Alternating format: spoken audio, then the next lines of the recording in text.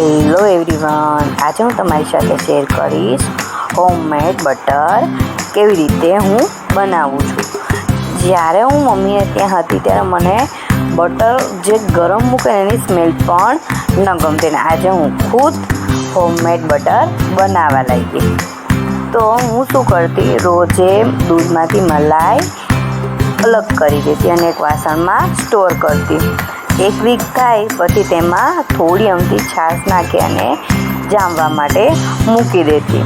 એવી રીતે હું હોમમેડ બટર બનાવું છું। બહારના ઘી ખાવું એના કરતાં હોમમેડ ઘી સારું, અને બને ત્યાં સુધી હું બહારથી ઘી નહીં લાવતી, ઘરે જ બનાવી દઉં છું અને એકદમ મસ્ત સ્મેલ પણ આવે।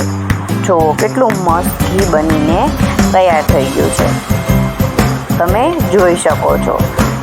અને એનો કલર પણ એકદમ અલગ છે। જે આપણે બહારથી ઘી લાવીએ છીએ એ વ્હાઈટ હોય અને આ થોડું પીળાશ પડતું છે।